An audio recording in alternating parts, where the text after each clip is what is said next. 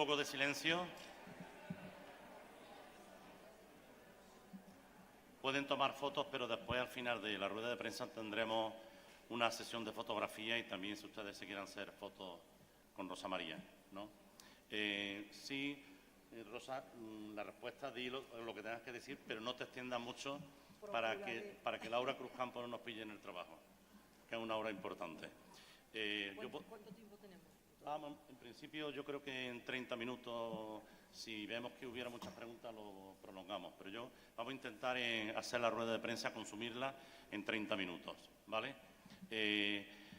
Identificaos, ¿no? Decir el nombre y el medio, como se hace en los... Aunque os inventéis el medio, no pasa nada. Comenzar, a ver, la primera pregunta.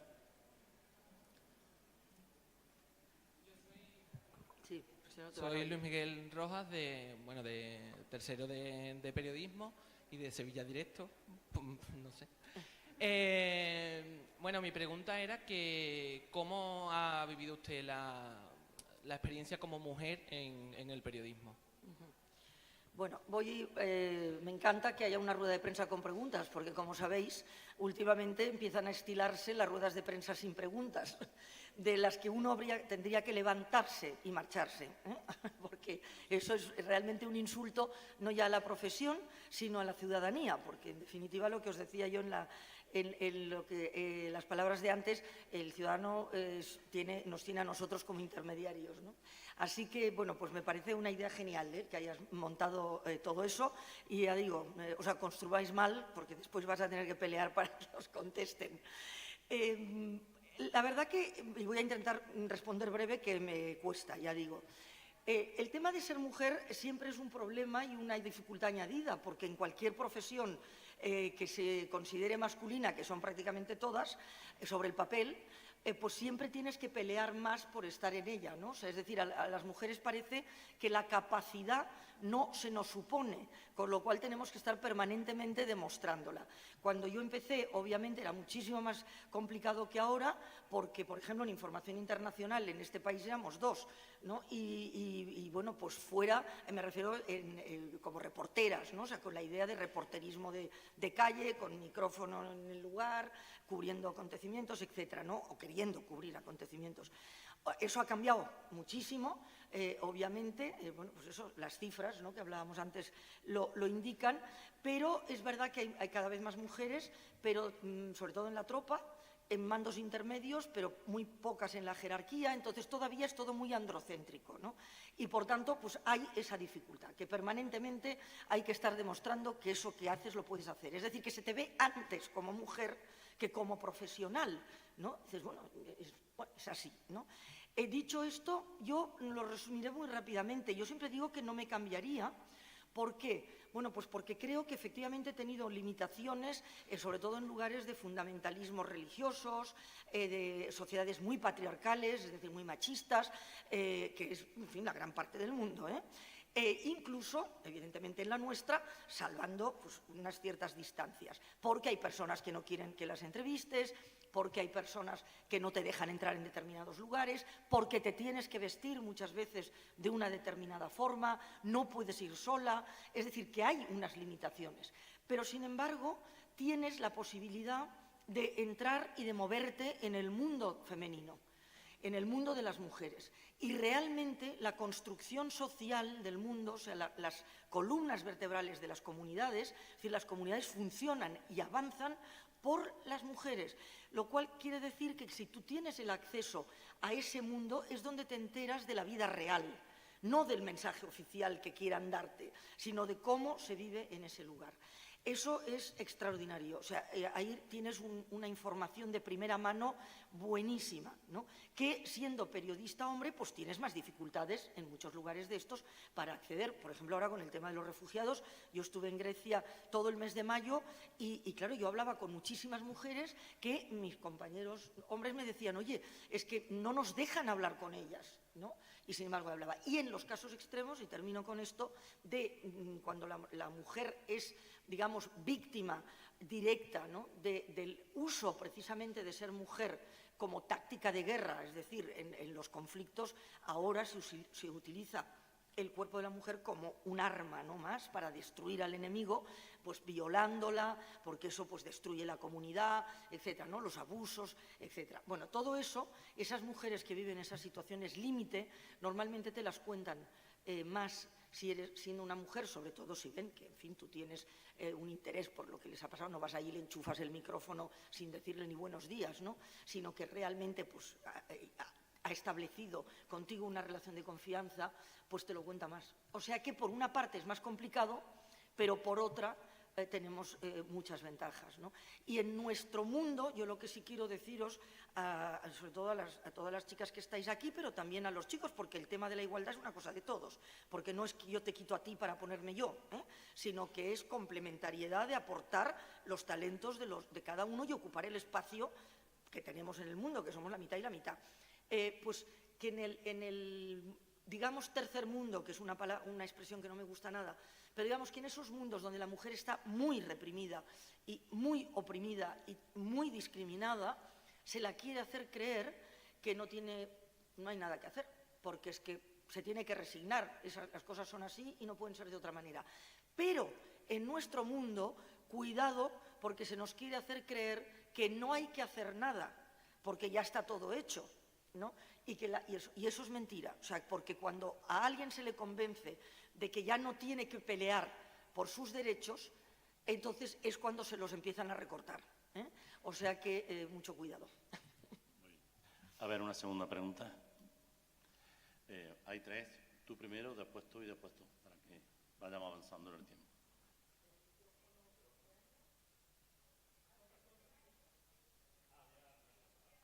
Bueno, pues atrás entonces, primero. Y después te vienes por este rincón.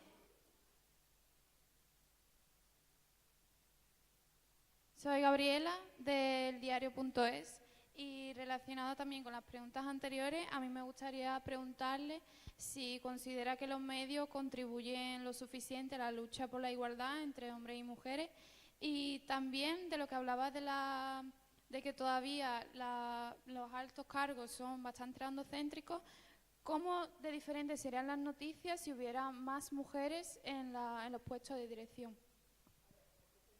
Perdón, porque te he oído, pero te he entendido mal, pero no por tu culpa, sino que ya os digo que esto me empezó a pasar hace unos años bueno, pues en determinadas salas grandes, y es porque no es que esté sorda, pero sí que oigo menos determinadas letras, que al parecer eso puede pasar. Y entonces, claro, te oigo, pero no te entiendo bien porque hay cosas algunas letras que se me escapan. Me decía, si los medios cubren bien o explican bien o, en fin, digamos que reflejan el tema de la igualdad, estaría...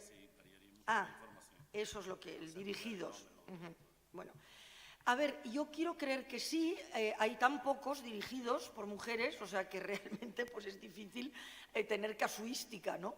Pero sí que hay afortunadamente también pues otro tipo de empresas, ¿no? En las que ya pues hay más mujeres en la dirección y, hombre, pues probablemente se tratarían pues con más cuidado, ¿no? Y se tendría más, digamos, la voluntad de por lo menos no reflejar a la mujer siempre como víctima, no sacarla prácticamente nunca como referente. Cuando se busca entrevistar a alguien para hablar de un tema, siempre se busca un experto, casi nunca se busca una experta, cuando hay muchísimas expertas y no hay ninguna razón para que siempre sean expertos, ¿no? Entonces yo creo que esa sensibilidad probablemente variaría.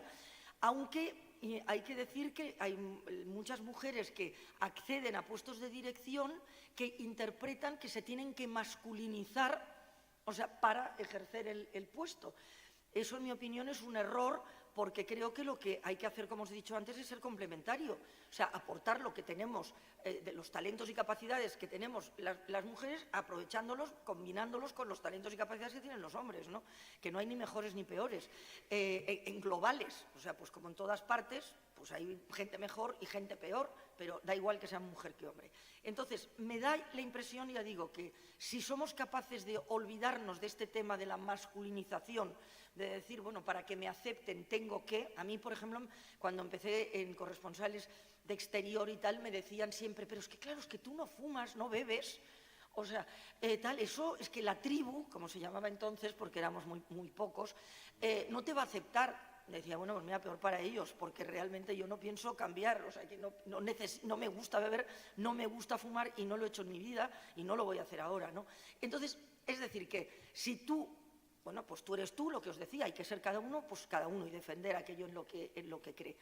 Entonces, en principio, ya te digo, creo que habría posiblemente, o debería haber, pues esa atención que ahora no se presta, pero no porque haya a lo mejor una voluntad de que el director diga, es que no vamos a hablar de esto, es que no vamos a entrevistar mujeres referentes, es que es que es la inercia, ¿no? O sea, y no se rompe la inercia. Y la segunda parte era, bueno, más o menos lo mismo, ¿no?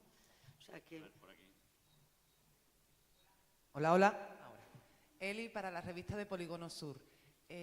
Como has dicho en tu discurso, en los últimos años en la televisión se está dando una tendencia a que la información sea más espectacular, ¿no? Que a veces parece que importa más el boom de la noticia que el contenido.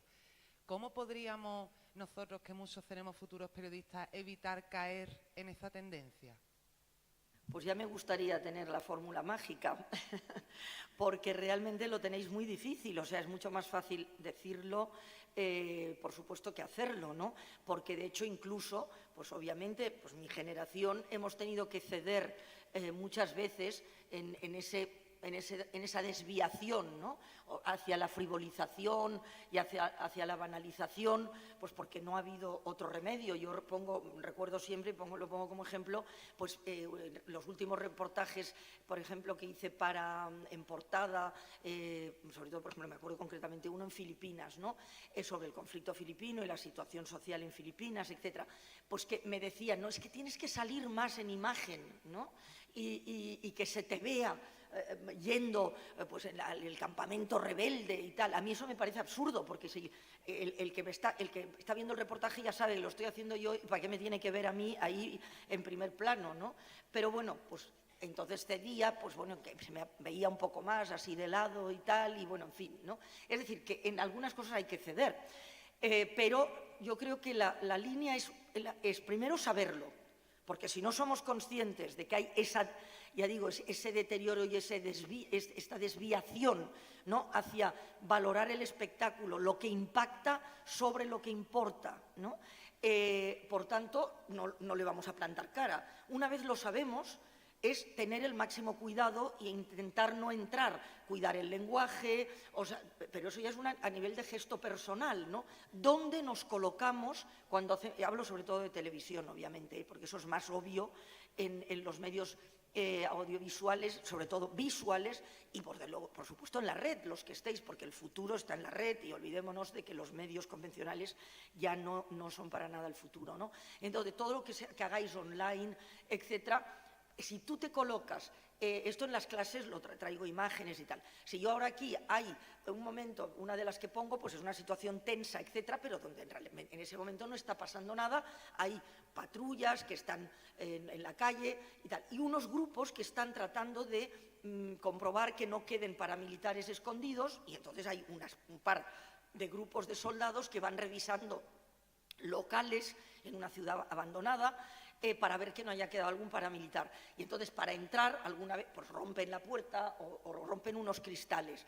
Pero son gestos también para dar confianza a la poca población que quedaba diciendo estamos revisando, y por otra, bueno, pues de las 20 tiendas que revisaban o locales, pues lo hacían a lo mejor en 2, ¿no?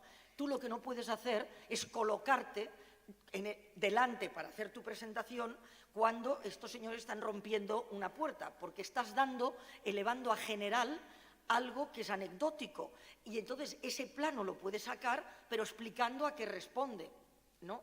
Entonces, ese tipo de cosas son muy importantes, es decir, cómo te colocas, dónde te colocas, cómo te vistes, o sea, porque ahora pues hay que vestirse de reportero intrépido, ¿no?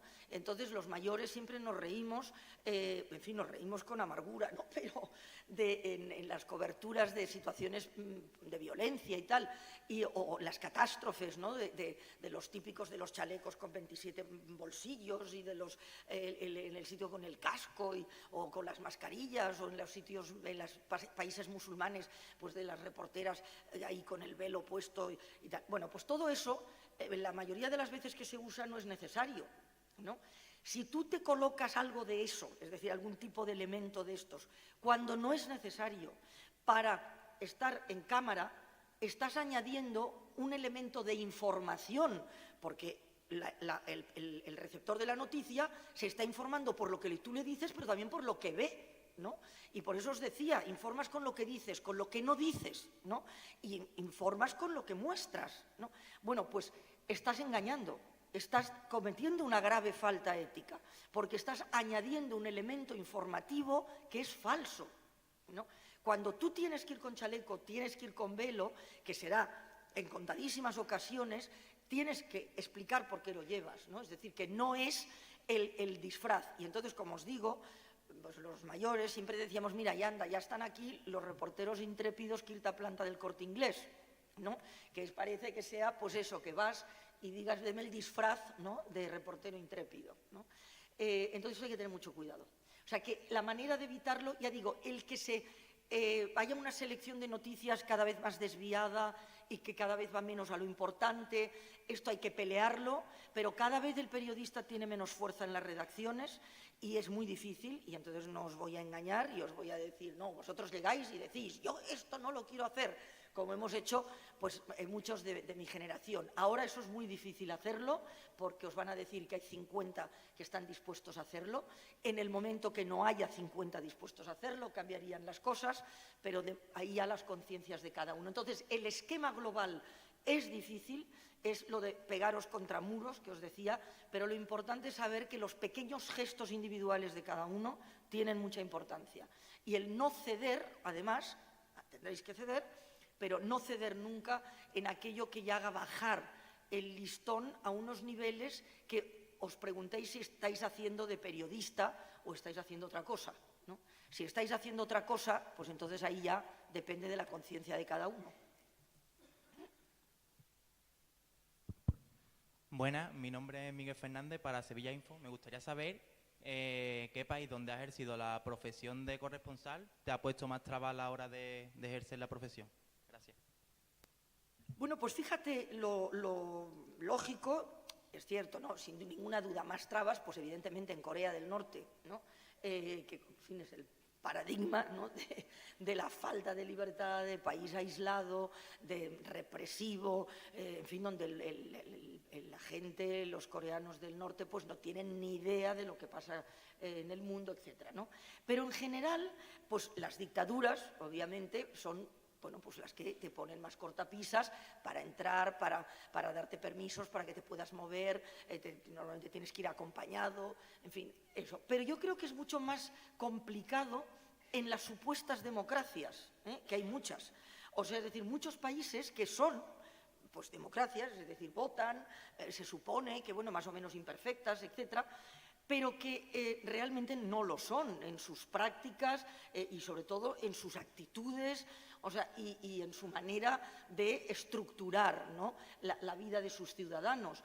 Porque en esos lugares es muy fácil, bueno, pues caer en sus trampas, ¿no? Y ahí muchas veces tienes que tener más cuidado, porque aparentemente no tienes trabas, pero luego sí las tienes, porque, bueno, pues vengan bloquear por donde te mueves, te ponen aquellas personas que sin que tú te des mucha cuenta, pues que van a contar aquello que quieren que tú cuentes.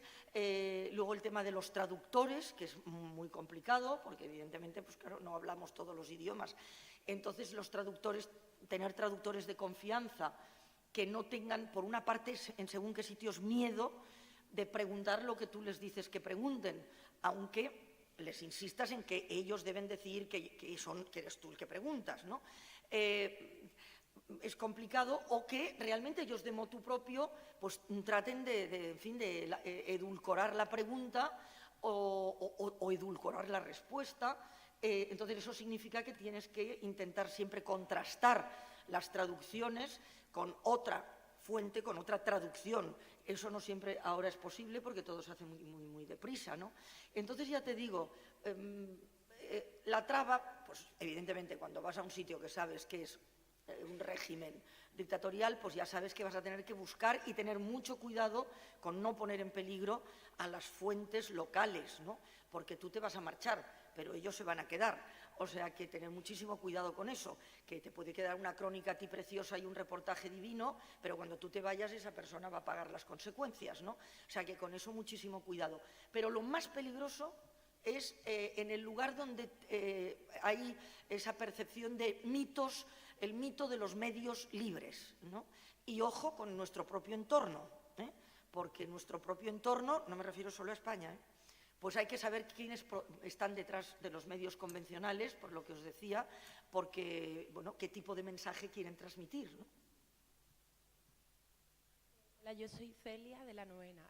Anteriormente ha dicho en el acto que durante el recorrido profesional del periodista se puede ver en la situación de caer en la tentación del dinero fácil y el atajo. ¿En algún momento de su profesión se ha visto en esta situación? Que si en algún momento de su profesión se ha visto en esta situación. Vale, sí, perfecto. Por supuesto, claro, porque, por ejemplo, pues ofrecerte muchísimo dinero, ahora ya no tanto porque ahora todo ha bajado bastante, ¿no? Pero ofrecerte muchísimo dinero por participar, pues, en determinadas tertulias o en un determinado lugar donde realmente, pues, lo que se hace no es información, ¿no? Sino más bien circo. Y donde realmente, pues, bueno, en mi opinión, pues no es la tarea de un periodista y menos en activo, ¿no? Estar ahí, etcétera, bueno, pues eso está ahí, ¿no? Luego, por supuesto, el atajo, en fin, el decir, bueno, pues el prometerte, yo qué sé, normalmente cargos, curiosamente, porque no logran entender ese tipo de personajes que manejan esos intereses, que hay mucha gente a los que los cargos no nos interesan nada, ¿no? O sea, y que realmente, pues yo siempre he dicho lo mismo, yo soy una reportera de calle y pretendo morirme siéndolo, no tengo ninguna intención de ser directora de Televisión Española, ni me importa para nada dirigir nada, ¿no? Entonces te ofrecen este tipo de cosas para quitarte de en medio, ¿no? Porque ya cuando no pueden, bueno, pues controlarte mucho y decir, bueno, es que este mensaje ahora preferimos que no vaya por ahí, pues entonces una manera de eliminar, pues, es tratar de tentarte con alguna otra cosa. Y luego ya, desde el punto de vista donde estás trabajando, ¿no? Como al hilo de lo que decía en la pregunta anterior, te pueden tratar de digamos, condicionar, ¿no? Tu forma de informar o lo que cuentes, por supuesto, por el miedo, por la intimidación, por supuesto, por la represión, por impedirte, ¿no? Llegar a los lugares, etcétera, pero también por el halago. En Sudamérica, por ejemplo, pues era invitarte continuamente, ¿no? En fin, yo estuve pasando pues un par o tres de fines de semana en casa del presidente de Argentina, por ejemplo, del de Chile, del de Uruguay. Entonces, cuando había algo que no, sobre todo en Argentina, que, bueno, pues no les gustaba, pues te llamaba el portavoz y te decía, yo creía que eras nuestra amiga, ¿no? Y entonces yo les decía, pues sí, pero eso no tiene nada que ver con ser periodista. O sea, eso que he dicho no es verdad. Bueno, discutamos eso, pero no discutamos si yo no tenía que decirlo porque soy amiga. O sea, que ojo con eso también, ¿no? Y entonces el atajo también puede venir de que te ofrezcan mucha información, que esto es lo que está pasando ahora, ahora desde hace ya un tiempo, de unos temas y ninguna de otra. Porque, ¿qué ocurre? Que es más fácil decir, bueno, pues ya que yo tengo que informar, no tengo tiempo, no me pagan, estoy aquí haciendo 7 historias por día, pues venga, me voy a ir a esto que me da tanta información y me dan tanto material y tal, que ponerme a investigar esto otro, que no tengo nada y que va a ser un esfuerzo tremendo, ¿no? Bueno, pues eso es lo que ahora está ocurriendo. Es una de las maneras, ¿no?, de controlar los flujos informativos, es dando mucho de una cosa y nada de otra, ¿no? Bueno, pues eso no hay que caer en eso, hay que tratar de pelear contra eso. Muy difícil, porque ya te digo, ahora cada vez más de qué hablamos y de qué no hablamos, ¿no? Pues viene muy establecido por las corrientes generales, no solo de tu propio país, ¿no? ¿Otra pregunta? Una, por aquí, 2, 3 y 4. Y había por ahí otra, 5, en ese orden más o menos. Hola, buenas tardes. Si no, no va a dar tiempo. Buenas tardes, yo soy... Aparte de estas 5, ¿va a haber muchas más preguntas? Pues entonces tienes que abreviar. Venga. Buenas tardes, yo soy Elena Colorado, de tercero de periodismo. Le quería preguntar, usted empezó diciendo que el periodismo es una profesión eminentemente masculina, y eso es cierto. Sobre todo se ve en el periodismo deportivo. En su carrera tan extensa, usted hizo una cobertura para los Juegos Olímpicos de 2008 en Pekín. Yo le quería preguntar qué opinaba usted de la labor de las féminas o de las mujeres en el periodismo deportivo y si está suficientemente valorado. La labor de las mujeres en el periodismo deportivo y si hoy en día está suficientemente valorado con su experiencia en los Juegos Olímpicos tal, y en toda su trayectoria profesional. Gracias. Sí, claro, no, bueno, pues eso me parece estupendo porque creo que en Castellón incluso con el tema de lo de Sara Carbonero, que pobre, yo no tengo nada contra ella y además yo nunca la saqué a ella como ejemplo, sino que realmente a mí lo que me preguntaron fue que qué opinaba del fenómeno Sara Carbonero y entonces estábamos hablando de precisamente la utilización, ¿no?, de cómo las mujeres, ¿no?, la imagen de la mujer en el periodismo y la real una implicación, ¿no?, del papel de la mujer en el periodismo, y estábamos hablando además de cosas muy serias, como era el activismo, porque era un foro en Segovia donde lo que había allí era un montón de activistas del mundo que se juegan la piel, porque aquí nos jugamos, pues bueno, el tener problemas, que te pongan en las redes, pero en fin, allí se juegan que les peguen 2 tiros en la cabeza, o sea que no, era muy serio. Y sin embargo, pues luego se centró todo en eso, lo cual me parece muy interesante porque significa que es coger el rábano por las hojas,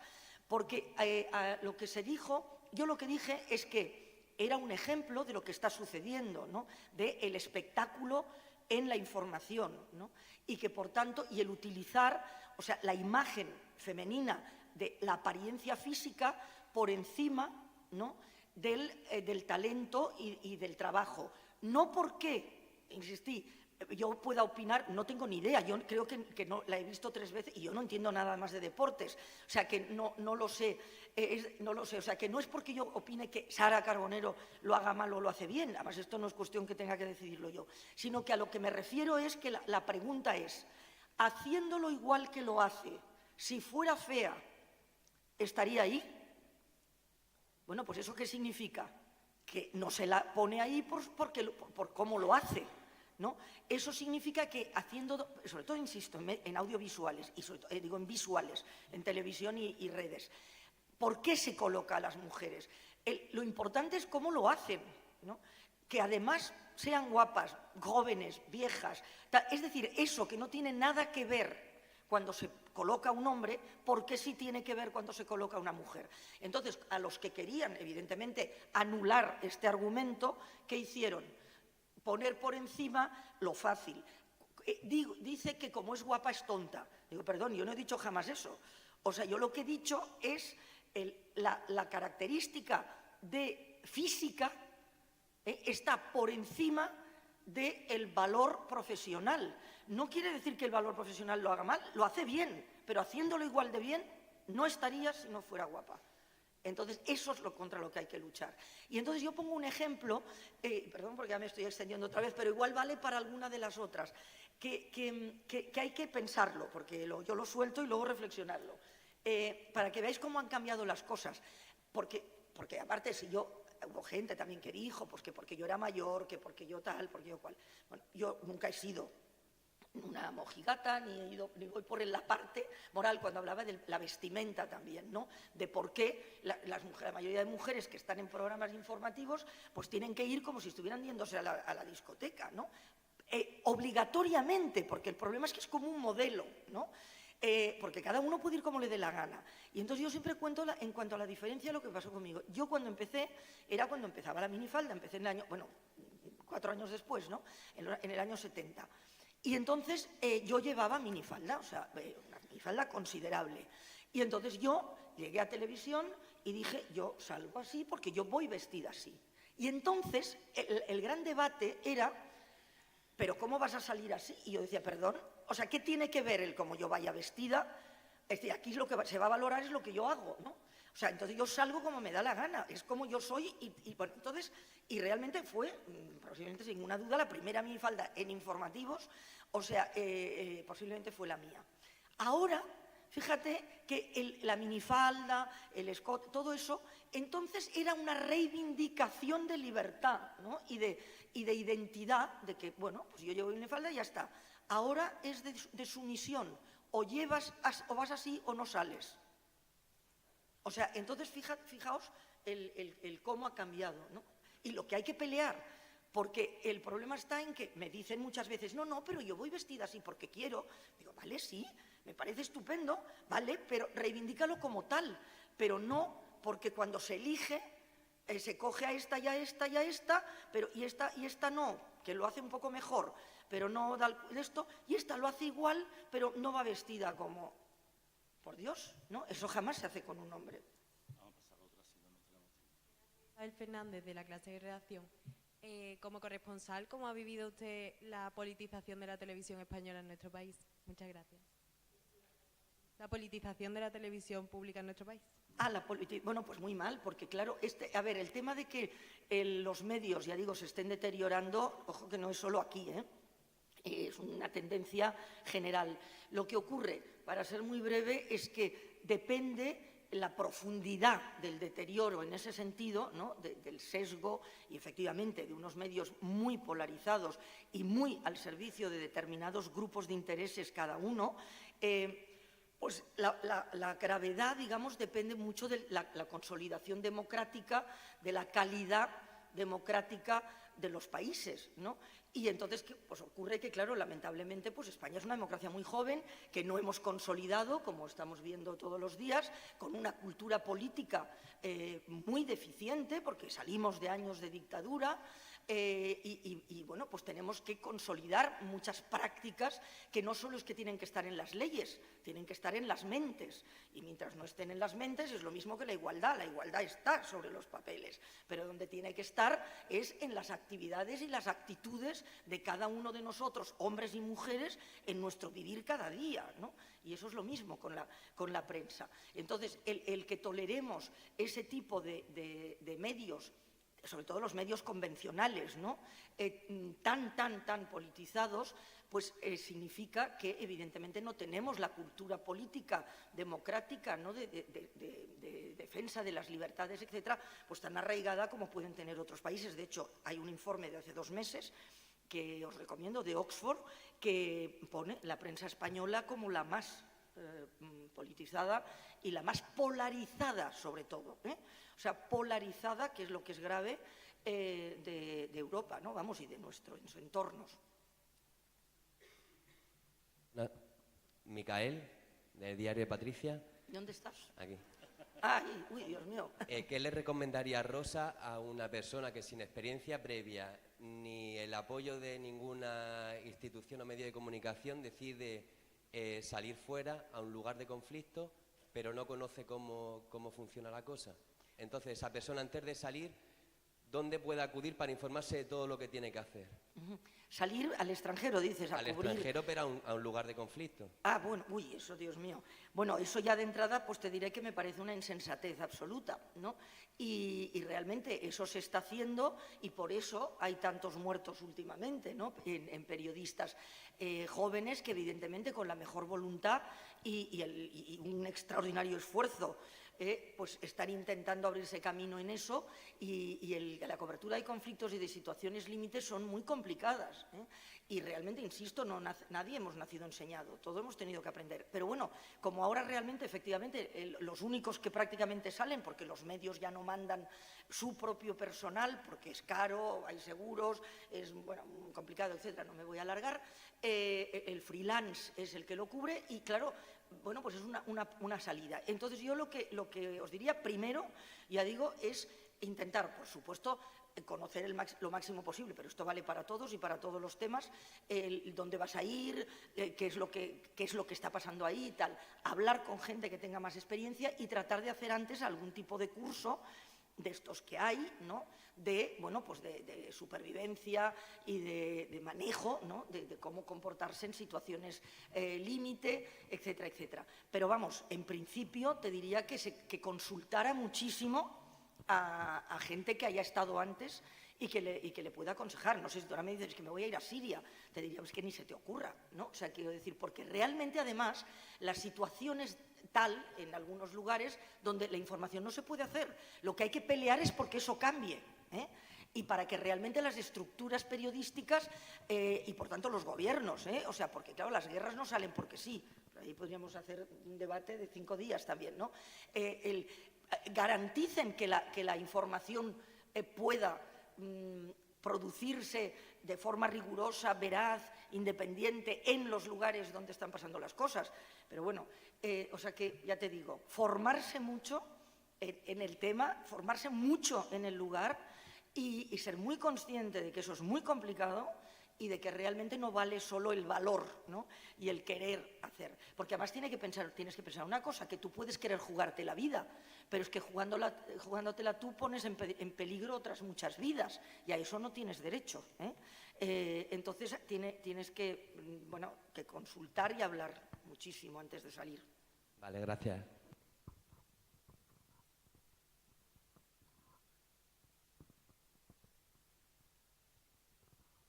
Hola, buenas tardes. Soy José Julio, el primero de periodismo. Y cuando estuve informándome sobre usted, vi que en los últimos tiempos estuvo trabajando en 3CTV. En 3CTV. En 3CTV, sí, perdón. Y mi pregunta era, son 2 preguntas, pero va una respecto a la otra. Si es usted creyente, y la segunda es que con la cantidad de países en los que usted ha vivido o que ha visitado, si la respuesta le ha condicionado, está condicionada por sus vivencias. ¿Repito? Sí, bueno, la primera... El problema es que rebota el sonido y entonces ya te digo, y aparte de que es porque ya que no lo oigas tú ya... Sí. Al final de tu pregunta. Sí, si con la cantidad de países que usted ha visitado o que ha vivido, si la respuesta, si es creyente, está condicionada por sus vivencias.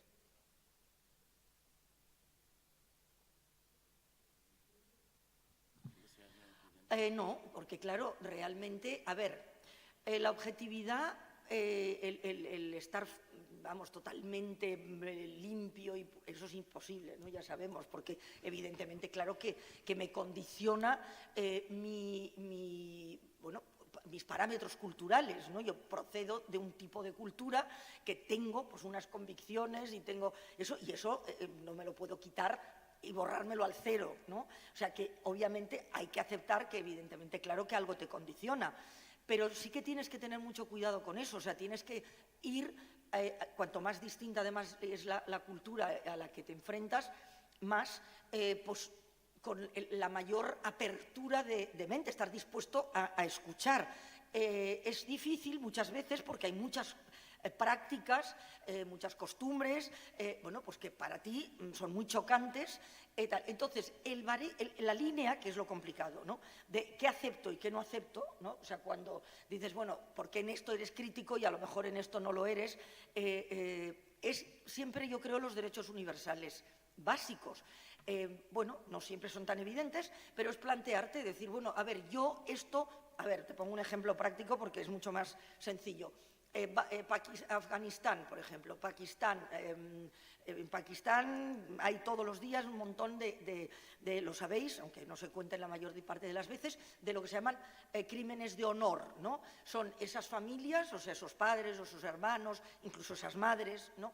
Que matan a la hija pues porque no acepta casarse con el viejo de 60 años o que no quiere hacer no sé qué, en fin, que hay esa idea de la posesión, ¿no? de la mujer como si fuera un objeto. O otra práctica pues son los consejos de ancianos, etcétera, para castigar a clanes enfrentados, etcétera, que les han ofendido. Tal, pues una práctica muy habitual es secuestrar a alguna chica de ese otro clan y violarla en grupo, ¿no? Bueno, todo este tipo de prácticas que están ahí, cuando tú vas y les preguntas, te dicen, no, es que esto, bueno, unos te lo justifican con el tema religioso, es mentira total, no hay ninguna religión, o sea, que, en fin, de las establecidas que diga que eso se puede hacer y que está bien, y desde luego con la costumbre, la tradición, etcétera, ¿no?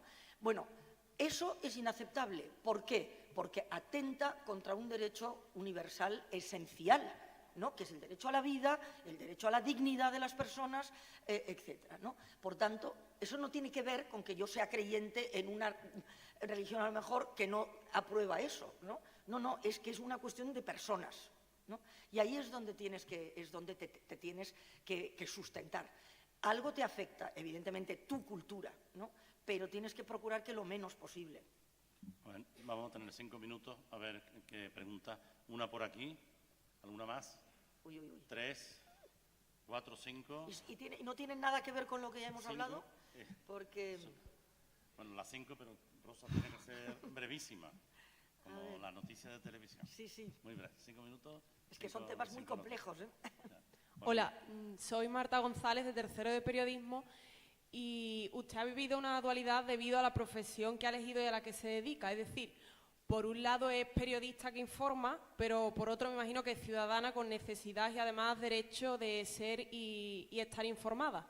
Y es desde esta postura desde la que me gustaría saber qué credibilidad da a los medios de comunicación hoy en día desde el punto de vista de ciudadana que necesita ser informada.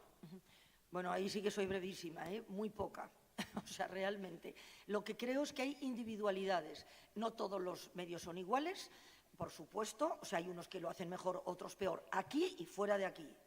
Entonces, lo que hay que buscar es hacerse una dieta de medios, ¿no? Como el que aprende a que yogur te sienta mejor. Pues lo mismo. Y entonces hay unos mejores, otros peores, pero en general hay que tener mucho cuidado y lo que hay que buscar es aquellas personas, aquellos profesionales, que hay gente haciendo cosas muy bien hechas y entonces tratar de seguirlos a ellos y de potenciarlos y usar mucho la red, porque en la red hay cosas magníficas, pero teniendo mucho cuidado de que hay que seleccionar muy bien y de que una cosa es usar la red y la otra caer en la red, con mucho cuidado. A ver, otra pregunta. Y yo soy María García, de tercero de periodismo, y quería preguntarle, remitiéndome a la pregunta que le han realizado anteriormente sobre la politización de los medios, si usted estaba al tanto de que una periodista tan famosa como, por ejemplo, Ana Pastor, hace unos años dijo que a ella la habían revocado de su cargo en Televisión Española por ir en contra de los ideales que en ese momento ostentaba el gobierno que había al cargo. Si usted ha tenido algún problema en algún momento... Sí. La verdad es que, como le pasó a ella, no, desde luego. Piensa siempre que la información de internacional, ¿no?, siempre ha tenido menos presiones, que no es una cuestión de mérito mío y tal, sino que realmente hacer nacional, como hacer local, como decía antes yo en el discurso, es mucho más complicado. O sea, hacer internacional tiene unas presiones más relativas, ¿no? Tiene algunas, pero no tantas. Directamente de ese tipo no, pero sí que es verdad que he tenido que muchas veces pelear por entrar una noticia o por entrar un tema que la respuesta era de esto nadie habla, ¿no? Y bueno, pues a veces lo he conseguido y a veces no. Y luego, por ejemplo, pues presiones por el tratamiento, pues por querer que se hable más de una determinada persona que de otra, este tipo de cosas sí. Pero realmente creo que ya, como he dicho, he tenido la oportunidad y la fortuna de vivir la mejor etapa del periodismo, y sobre todo los últimos años, hasta que me fui, en la que se trabajó, bueno, ya te digo, con bastante posibilidad de plantar cara cuando no estabas de acuerdo con alguna cosa. Pero vamos, presiones sí hemos recibido, pero en nada fundamental, para sintetizar. Una pregunta breve, intensa pero breve. Hola, soy Ana María y estudio en tercero, y mi pregunta es que durante la exposición nos has dicho que tenemos que cuestionarnos todo, que en sí la ciudadanía tiene que preguntarse, y yo te pregunto, en tu vida de periodista, ¿qué es lo que más te has cuestionado? ¿Qué es lo que más te has cuestionado? Bueno, pues yo creo que siempre el si realmente estaba contando lo que tenía que contar.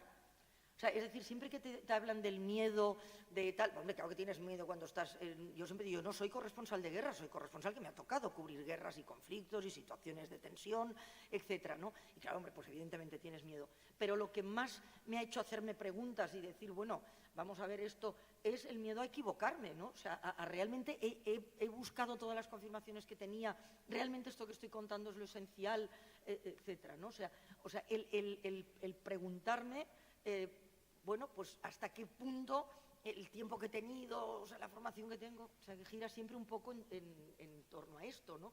Y en torno, pues, al si, bueno, pues he sido capaz de resistir lo suficiente, que siempre pienso que probablemente no, ¿no? Porque si todos hubiéramos resistido lo suficiente, no estaría el periodismo tan mal como está. Y, o sea, que tenemos la culpa un poco todos. A ver, penúltima pregunta, por aquí. ¿A la última o el último? Yo, aquí. ¿Para la última ya? ¿Hay alguien más? Ya. Venga, tú la última. Hola, soy Carmen Aparicio Serrano y estudio en segundo de periodismo. Y mi pregunta es que, después de haber escuchado que usted ha presenciado tantísimas cosas y ha vivido situaciones tan extremas, ¿cómo nos aconseja usted que nosotros como futuros periodistas nos preparemos psicológicamente para, al fin y al cabo, la realidad, en unos casos más cruel y otras cosas menos, pero al fin y al cabo la realidad? No, eso es muy interesante, vamos, de hecho todas las preguntas, por eso me cuesta tanto sintetizar, porque realmente todas plantean debates, ¿no? Que permitirían una ponencia de 45 minutos, ¿no? Eso está claro. Y el prepararse psicológicamente es obvio para cualquier profesión, ¿no? Pero, y para la vida, ¿no? Para tener una personalidad fuerte y una personalidad, ya digo, que te permita enfrentarte a todo aquello que tienes alrededor y que va a tratar de que hagas algo que a lo mejor no quieres hacer, ¿no? Pero efectivamente en el tema bueno, pues de situaciones extremas, etcétera, lo primero yo creo que hay que saber, porque me sucede mucho que me lo han planteado, sobre todo en cosas que hago para gente más joven, o sea, chavales de la ESO, de 14, 15, 16 años, etcétera. El tema es que yo a lo mejor tendría miedo, es que, vamos a ver, es que el periodista no todos tenemos que ser corresponsales de guerra, no todos tenemos que ser enviados especiales a catástrofes, eso cada uno pues no tiene nada, no es mejor periodista el que es capaz de hacer una guerra que el que no lo es. Para mí, te lo digo en serio, para mí es mucho más difícil y admiro muchísimo más un periodista local, de un periódico local, o sea, y cuanto más pequeño, más, o sea, entonces, de entrada, yo me tengo que preparar para ir a la guerra. Bueno, primero quiero ir a la guerra, o sea, quiero decir, porque bueno, pues por eso no querer ir, de hecho yo no quiero ir, o sea, a mí no me gusta nada el cubrir conflictos, lo que ocurre es que si los tengo que cubrir, pues soy capaz de cubrirlos. Entonces, ahí, ¿por qué? Bueno, pues porque efectivamente me he preguntado, no quiero ir, pero voy a ir porque creo que es un ámbito de la información en donde es muy importante informar lo mejor que podamos, porque eso puede hacer la diferencia entre la vida y la muerte y, por tanto, puede hacer esa diferencia en la construcción del mundo, que es para lo que creo que todos bueno, queremos ejercer nuestra profesión bien ejercida, ¿no? Que las cosas estén mejor cuando nos marchemos que cuando hemos llegado, ¿no?